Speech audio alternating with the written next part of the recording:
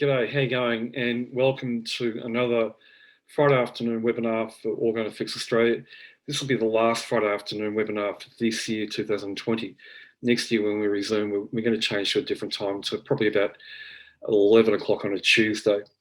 What we do know from our experience from the webinars this year is that because they go up on our website as YouTubes, we've had so much fantastic feedback from people who've maybe not been around at the time, but at a later date, in their own leisure, get a chance to view them and listen, and then they come back with questions and some really good feedback, which is fantastic. Thank you. Okay, last one for the year. The topic is what's involved in an on-site EMF consultancy. That is, now that we're out of COVID lockdowns, especially here in Victoria, we're free to move about, yoo-hoo, means I can now get to people in Melbourne to do the on-site consultancy. If you're elsewhere in another state or overseas or wherever, don't panic, because the other way we can do on-site consultations with actually not being there is via Zoom or good old FaceTime. And if you can't do that, then email me your address and then I can get back to you. Or sorry, we have now a new portal on our website where it's $40 for a Google Earth consult. However, you got credited that back on a purchase. And with the Google Earth consults, it's great if you've got something like FaceTime where we can go room to room and do a really in-depth look at what's really going on in your house. Not everyone wants to have someone come out to do an on-site consult, but there are some times where there are specific situations where it is really required. If there's been a lot of paranormal activity in a house, which is, there is a science behind it, it is a reality of movement of energy, or if there's been an illness in the house and the person who has the illness has looked under every single rock to try and find out exactly what is causing that illness.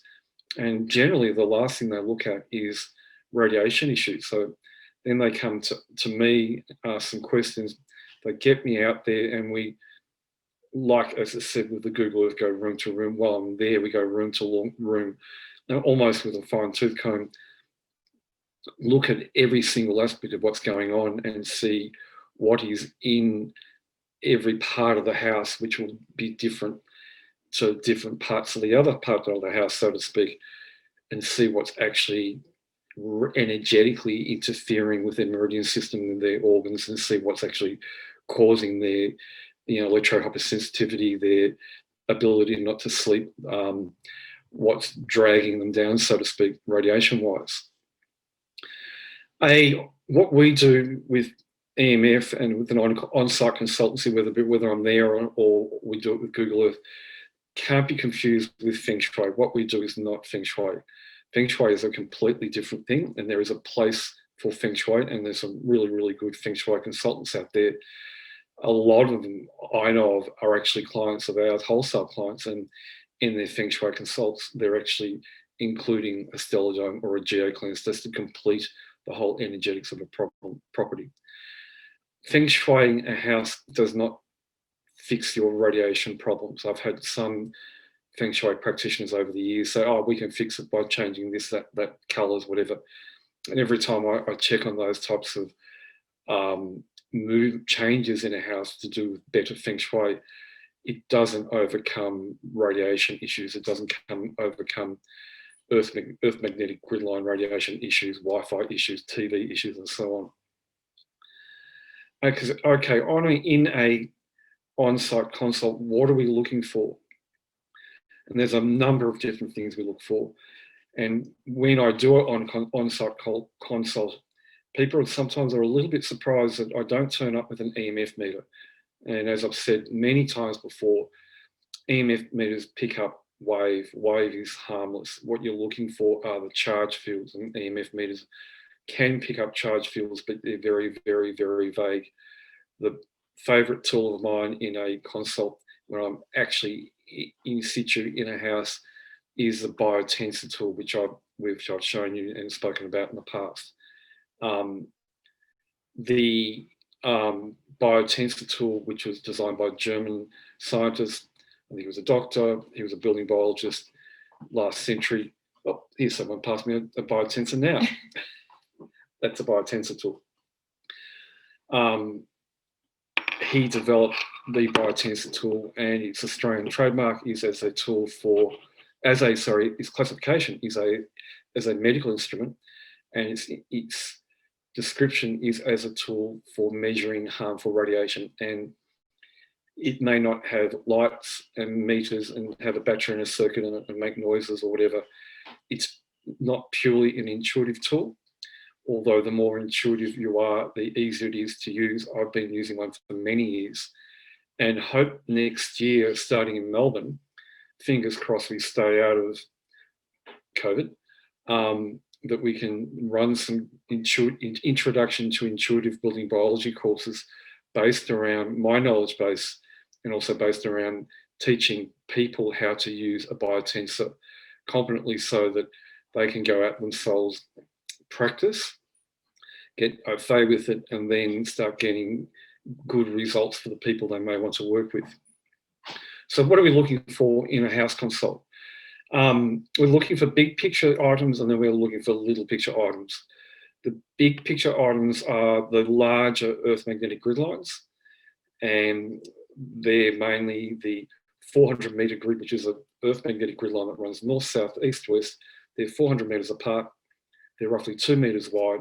If you happen to be sleeping over one, you're in quite a coarse charged field, which is Earth radiation, which in turn causes geopathic stress, which is the correct terminology for the effect of Earth radiation on the human meridian system and organs. We're looking for fissures, and fissures are more harmful than Earth magnetic grid lines, because a fissure is a fault line in the ground. It is under compression, so it's creating kinetic energy, and they also have water in the bottom of them, and they create a charged field like that in a house that might go above the roof line or to the roof line and be up to about 5 meters wide. Fissures, interestingly enough, run in grids. They run north, south, east, west, and they're roughly about 70 meters apart. The amount of geopathic stress you're going to be under if you're over the top of a fissure is going to be greater than a 400 meter grid. We've done surveys in the past, and I've mentioned this in the past, of properties where people had severe illnesses, cancers and things like that, and looking to see, of that group of, I think it was about 50 properties we surveyed, which all these people had severe illnesses. They were all living in properties that had a fissure grid running through it. There were other things too, but the fissure was the main common denominator with them. The water in the bottom of the fissure and the quality of the water is really important as to how much geopathic stress the body is going to be under. So, for example, if you're living in a nice country area and there hasn't been a lot of farming and no industrial, it's just bushland or whatever, the water quality in the fissure is going to be reasonably good, although it's still going to be causing geopathic stress in the body. If you're living in a very old city somewhere in the world and the city is so old that the sewer pipes running underground here, there and everywhere have failed and broken down over time, because concrete and bricks are eroded away by the aggressive chemicals which are in sewer. The frequency of the sewer gets into the water veins or the fissures, and that makes the geopathic stress more aggressive on the body.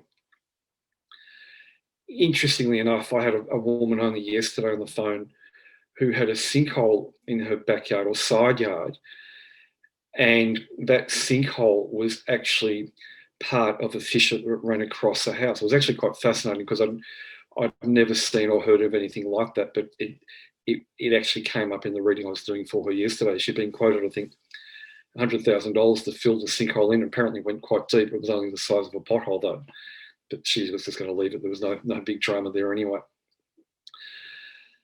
Other things we're looking for, big picture in houses, is bioplasmic radiation. And bioplasmic radiation is another term for human-generated radiation, and that's a big can of worms. But in houses that are not operated as a business at the same time, and the business means refers to any commercial building, because commercial buildings have a unique thing called commercial building radiation, which I spoke about, I think, a couple of webinars ago, and I'll talk about that more in the future, because that can be really pulled apart. But where there's been no business operating, you can have bioplasmic radiation, which will cover the whole house, which would be from either a death on the property, and I'm not talking about while the house was constructed. It can go back 200, 300 years ago, because bioplasmic fields created by the emotional pain body charge at the time of the death, especially the more violent the death, the more coarse the charge, does cause what's called a geoelectric effect on the Earth's crust, and that causes a charge to go through the ground, which comes up out of the ground roughly about 1.5 meters. The problem with that is that you put a building over the top of those areas and the building becomes full of charge. Bioplasmic radiation can also be something that can be localized. For example, one reason we go room to room to room in the consultancy is we want to look at the individual energies, let's say, in every bedroom. And if you're living in a house that might be, say, 50, 60 years old, 40 years old, there might have been 5, 10, however many previous occupants. You don't know the emotional and physical state that they were in while they were living in that space. And there's a phenomenon that occurs that where we sleep, we create an information energy field, which is made up of all of our emotional stuff and all of our physical, as in illness stuff, whether we're happy, sad, really healthy, or really unhealthy. If it's sad and unhealthy, you're going to get an information energy field just from bed height upwards to about 2 foot above the bed, the length of the bed, basically like the shape of a human body in a sense. That's going to have a charge to it, a positive charge. So it's going to be a radiation field. The problem with that is that that information energy field has all the information of the previous occupants' negative health and negative emotional health. That means that if you're sleeping in that type of situation, you're sleeping in someone else's garbage, so to speak. And what can occur then is that you may take on symptoms of illnesses that don't really belong to you, but belong to the previous occupants. There was a study done probably about 20 years ago by Dulwich University, which I remember reading and looking at it and being fascinated by it 20 years ago, where they gave an example of a husband and wife sleeping side by side in bed, and the wife developed a brain cancer. She eventually passed away. The husband, in grieving, decided to not sleep on his side of the bed, but decided to sleep on the wife's side of the bed, and then he developed the same brain cancer. It could have been there was some other radiation issues in the house that may have contributed to them both ending up with a brain cancer. However, Dulwich didn't think that may have been the case. The way I interpret that is that he decided to sleep in her information energy field from having the illness, and so he took on her symptoms and everything went downhill from there.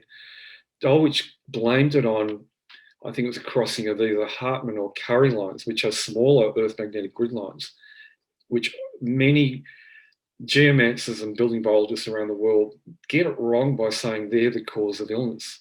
No, they're not. They create very, very weak charged fields because they're only very small, very skinny radiation lines, and generally they don't emanate high enough out of the ground to actually engage a body and put the body under electromagnetic stress.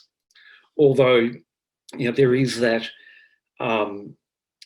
that idea that if you're sleeping on a sprung mattress, or more so a metal bed frame, they will take on charge and they can become a health risk, but it could be more that they take on the charge of the Earth magnetic grid lines, which is then amplified by the steel, which then puts the body under electromagnetic stress. That can come into it.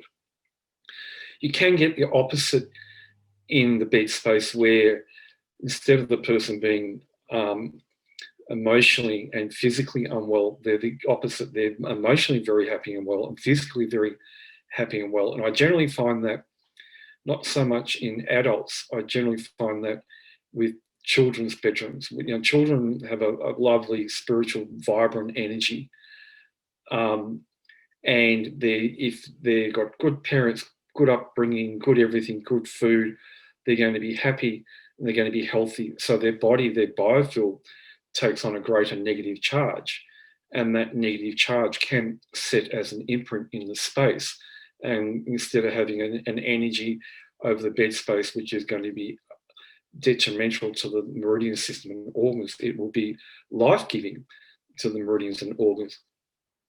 I experienced that in a house consult locally here about 4 years ago. It was really interesting. I was asked to come in, because behind the master bedroom bedhead was a meter box with a smart meter. It doesn't matter whether it was a smart meter or not, it was a meter box, electrical meter box. Right next to it was the inverter for the solar panels on the roof. The panels aren't an issue, it's the inverter that creates the radiation field. And they were quite concerned about that. And it was really interesting, because on the husband's side of the bed, there was a charged field, as in positive charge, because he was being greatly affected by the radiation coming through the wall from the meter box and the inverter. But on the wife's side of the bed, it was a negative charge field. It was quite brilliant, bright and healthy field, which was created by her. So her physical health and emotional well-being was at a state where she was actually, with the radiance of her biofield, she was actually able to overcome that and create a negative charge imprint, which was like a radiation harmonizer, only on her side of the bed. I've only seen that with one other adult male. That was many, many, many years ago. And he was that was at a consult in country Victoria. And he was a very happy, very easygoing, very healthy sort of guy. And it stood to reason. Okay, other things we're looking for in the bedrooms is things like radiation fields from bedside table lights, lamps. And okay, you could say it could be due to the type of lighting of the globe. Yes, no. A LED is not going to be a problem, although there are people chucking rocks at LEDs, but I think that's not really true. If it's a compact fluorescent light globe, for sure, it's going to be a big radiation problem. But where a compact fluorescent, bar fluorescent, doesn't matter what it is in use, where it sheds light, it sheds radiation. So it's going to be a problem. But I'm really talking more about the localized radiation fields that you get around a lot of bedside table lamps. And as I've said before, I'm not an electrician, I'm a building biologist. I've asked electricians, why does this occur? And they got no idea. Because they're good at what they do in installing safe electrical system for us, but they're not energy people. So one can't explain the other. But what we do find with a lot of bedside table lamps, they have radiation fields that around them might extend out about the size of how would you say, a balloon that large, if you want to call it that. Those lamps, if you're too close to the side of the bed, those fields from those lamps can overlap the body. And it's interesting because you can't measure those fields with an EMF meter. You can only measure it with your hands, which are the greatest energy sensors in the world. And this course I'll be running, or the courses I'll be running from next year, will be not only teaching people to use a biotensor to pick up the real radiation fields, but use the human body. And I've run these courses in the past, and we actually teach people to use their hands as sensors before you use the tool. So we are attuning the people to the different fields that I'm explaining. Even in my consultancy work, where I have people who are really switched on and they're open, and they express a degree of not electrode hypersensitivity, but sensitivity with wisdom, I can actually attune them in the consult. So if I say there's a field there, I get them to go up and feel it with their hands. And it's not a hard thing to do. Probably about 70% of the consults, when I request that the owner of the house participate in this way, they get it, and they get it really, really quickly. And some of them are like little kids who've got a new bag of lollies. I think, wow, I've got a new tool that I can use forever. It's an intuitive tool. And some of them I hear back from years later where they've got some interesting stories where we collaborate about what they've found and what I can reassure them that what they've found is actually correct. So getting back on track to what we're talking about, other things we're looking for is imprints from death in a building, and they're the worst thing because they create a geoelectric charge through the ground, which engulfs the building with radiation charge. The imprints from death are really interesting too, because if it's been a severe death, then you're going to get the paranormal activity. The skeptics out there will call that woohoo, but there's science behind that. It's called an understanding of the emotional pain body charge at the time of death, and the fact that the charge is so strong that it creates an electromagnetic imprint. And the imprints can't be picked up with EMF meters. The hands will do that. And if the death is a really severe death or violent death, then you're going to get the paranormal activity in the house, which is what some people will call a ghost, and that's what falls into the woohoo side of things. But it's actually reality, because what they're experiencing is quite a dense energy. It's an information energy field. And that can be a big problem in houses because young children tend to see them, and they can be spooked to a point that they can suffer PTSD unless it's picked up and corrected at the time or a later date. Adults can get the same thing. They can be incredibly spooked by it. If you've got that type of energy in the house, you can, if you're susceptible to it, suffer sleep paralysis attacks. And I've spoken about them before, and that's when you're having a really bad dream and you wake up and you've really got something pressing on your chest and you can't breathe, and you can't move, you feel like you're paralyzed, and within seconds everything clears. You wake up and you go, what the hell was that? I've had many of them in the past. Thank God with the GeoCleanse and the Stelladome, it actually removes, it balances and removes those fields so we don't get them anymore. But it's not a nice experience. And they can cause death in sleep with the elderly, and they can cause SIDS, although there are other reasons behind SIDS too, and death on the elderly, but it can be a contributor. Other things we look for are digital TVs. These days, the average household has one in every bedroom, one in every room. When I was a kid, and I'm 56, we had one TV in the house. It was black and white. It was in the lounge room. And when the colour telly came along, the eldest sibling got the black and white TV. And that was quite a funny one when the black and white TV went into the child's bedroom, the kid's bedroom, like my older brother's. There's only one power point in the bedroom. So where that TV went was really quite an interesting challenge.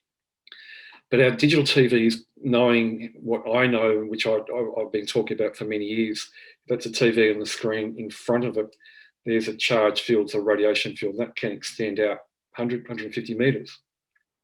I've told this story many, many times in the past. When I discovered that, when not long after digital TV was introduced into Australia, I contacted the Digital Rollout Corporation in Canberra, which don't exist anymore, and told them about it. And they were in total denial about it. And the way they were in denial about it almost suggested they were covering up for something they knew, and threatened me with suing me for slander if I dared talk about it in public. They're gone now. They were only set up to get digital TV, get people off their backsides in Australia to get across to digital TV before they cut off analog. But if you've got a TV in the bedroom, and if it's facing towards the bed or at bed height, you might be having fun sitting there at night time watching TV thinking, oh, this is safer than sitting with my iPad or a laptop on my lap. But you've still got that charged field coming from the TV. And when I test people's meridian stress or meridian energy and organ energy, when they're in front of a TV or when they're not in front of a TV, there's quite a big difference. There's quite a lot of stress that comes from being in that radiation field, that energy field. So where TVs are is a really important thing. Another thing we look at in bedrooms is a meter box behind the wall. We spoke about that before.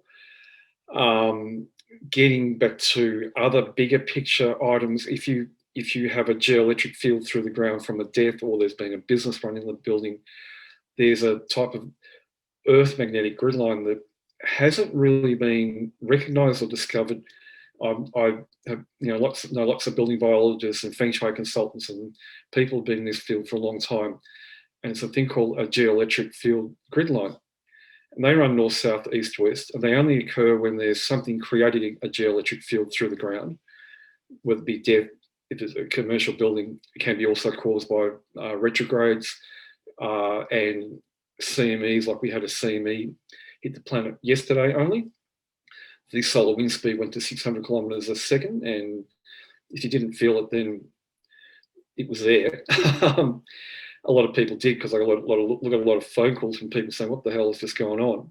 The CMEs will cause a geoelectric field, which will cause a radiation charge coming out of the ground. 5G in streetlights will do that. 5G in mobile phone towers won't do that. And we've spoken about that in the past, and I've got a blog which is called The Two Faces of 5G, which tries to clearly explain that there's a dangerous 5G in the streetlights, and there's a not so dangerous 5G in the mobile phone towers, and that there's so many crazies out there running around going, that I'm living a kilometre from that 5G phone tower and I'm sure it's making me sick. No, it's only a wave. But it's the 5G in the streetlights which is doing all the damage. So just go and have a read of the blogs. And our first blog on 5G was where we were in Canberra at Dixon, in a true 5G streetlight area, where we learned what was really going on. Okay, other things we're looking for is Wi-Fi. Everyone's talking about Wi-Fi still. Everyone's in fear of Wi-Fi. And if we go back over the principles around Wi-Fi, one, the Wi-Fi router only activates when someone's on the internet. When it is active, the radiation field from the router extends out a metre, maybe a metre and a half around it. However, a lot of people tend to have their routers right next to their desktop computer or their laptop, and they're sitting within that charge field from the router. If the router's at the other end of the house and they're on the internet with the laptop, the router sends an energy beam from it to the laptop, and the laptop's radiation field increases. And that's where you get people complaining about, every time I sit down on the computer, I get eye strain and I feel weak and I lose my energy, and this happens and that happens, or whatever, without actually realizing it's not just the laptop that's doing it, it's actually the fact it's working in Wi-Fi mode, which is creating that larger charge field from the modem within the laptop. So there again, understanding where, if the router's there and the laptop there is there, or the computer's there, what's going on in that space between, whose bedrooms, who's sitting where, who's it impacting? Because that beam, if it goes through, that will cause electromagnetic stress in the body. The beam's about the size of a large orange. Okay, other things we look for, and there's a lot, as you can hear or see. Mold is a big mycotoxin. It's a danger. There's been some great things on the internet. I think her name is Margaret Christensen, which I've been watching lately. She's a naturopath, I think, who's an expert in mold, and it's mind-blowing stuff. If people want to email me after this, I'll point you in the right direction of her series of podcasts or videos on her perspective on mold, and it's phenomenal. It's really in depth. But basically, mold also creates a radiation charge, and generally we find mold in the roof cavities of houses, and that gets there from having the exhaust fans in the bathrooms. And it's amazing how many readings I do where there is a mold problem in the roof cavity, which creates a radiation charge coming down, which is why the stellar dome has been so popular, because it's really good at sending a radiance up to meet that charge coming down, so the charge is neutralized. And people, there are some people out there who are extremely sensitive to mold, and not just but to be in contact with it, but the radiation charge from it. And I remember, I keep on talking about this little story of a woman a couple of years ago who said, oh, every time I go to my mother's place, I can feel the Wi-Fi going, but the mother has a geocleanse, so that's neutralized.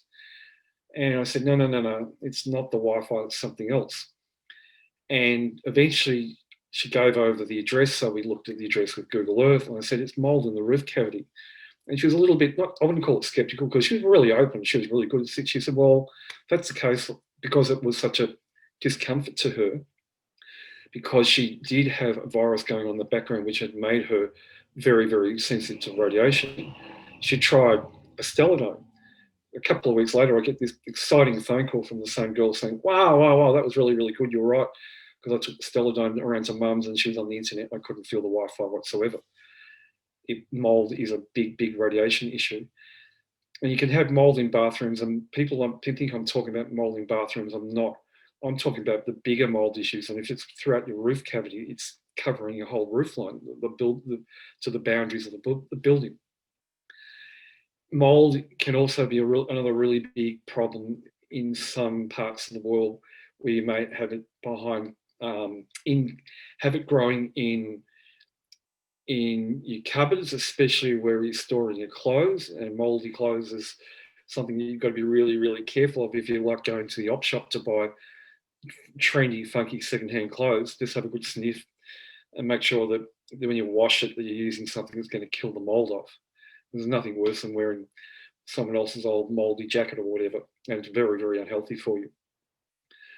Another big mold issue I see, especially this time of the year, is people buy, oranges, apples, let's take apples out of it, oranges or citrus fruit, and they don't dry it off properly, and it's not in the right environment. And you go to the fruit bowl, and a couple of days later, it's all green, and you just have to sniff, and there's mold spores have been blowing through the air, and that's a really, really dangerous thing. I see that as a big problem in greengrocers, especially some of the older ones, and I'm not picking on them, the older traditional ones are great, but they're a little bit dark, a little bit dingy, and they don't always see what's going on with their stock. And I know a lot of women who are very sensitive to energy won't go into a greengrocer because they know that there's an energy in there that just forces them out the door. And it's actually the mold spores that's been growing all the fruit and vegetables. Okay, another thing we look at is where a house is in very, very close proximity to a mobile phone tower or high voltage power lines. And we all know what they both look like. In Australia, there's an Australian standard that says that you can't build within 80 metres either side of high voltage power lines. However, I always see, I see this weekly with my Google Earth readings, that there are lots of properties around Australia that are virtually built within 20 or 30 metres of high voltage power lines or virtually underneath them. Even in Queensland, in a new housing estate 4 years ago, I saw houses being built within 30, 40 metres of high voltage power lines. I don't know whether that standard is Australia-wide or whether our PANZA is behind making sure that everyone complies. But obviously, some building developers and councils just ignore that. Maybe there's a skeptical attitude going on there where they're like, it's all woo, it's all a load of rubbish, move on. But I do know about having a property too close to high voltage power lines is that your resale value is going to go out the door. And the longer things go on, the greater that resale value is going to go out the door, because the awareness around radiation these days is about 100 times more compared to 15, 20 years ago. It was actually a more balanced awareness back then because we didn't have the internet and misinformation and investigative journalists who don't know what they're doing, writing blogs on EMF, and they just completely get it wrong. And then they create fear, and fear of radiation causes more stress in the body than radiation ever will.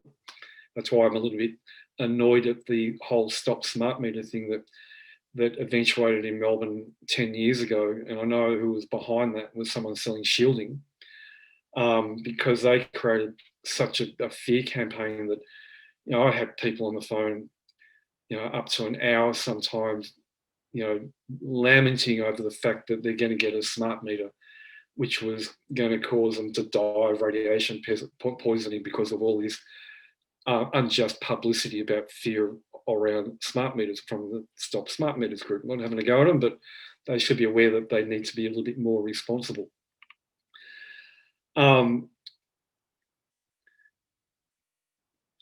Proximity to mobile phone towers is another one. I've always been saying, and I'll stick to this, and even though the people who run around with EMF meters in houses will go, oh, no, my EMF meter says this, so that mobile phone tower kilometre down the road is going to kill you. Rubbish.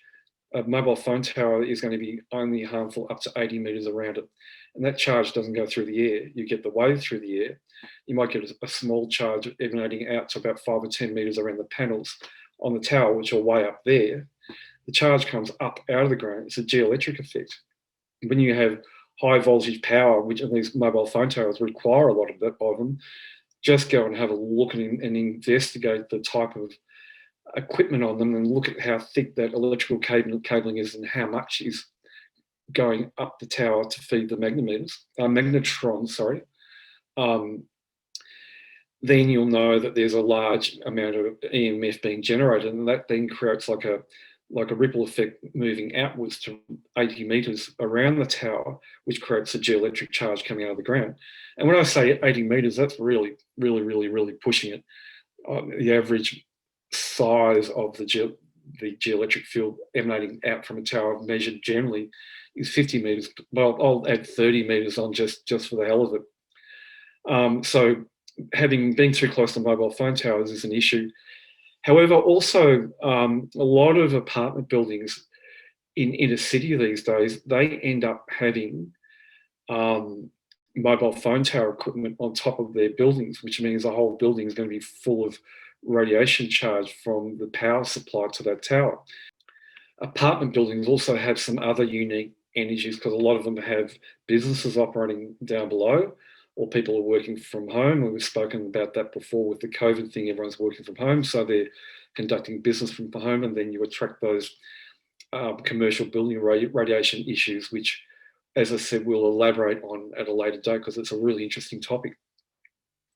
But also in those apartment buildings, there might be 100 apartments in a building, and you've got 100 showers which are pumping steam somewhere into some ductwork somewhere.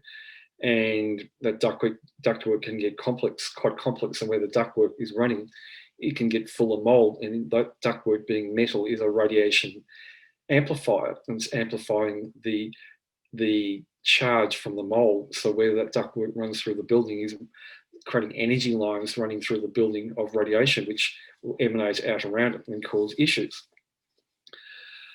Okay, what can be done?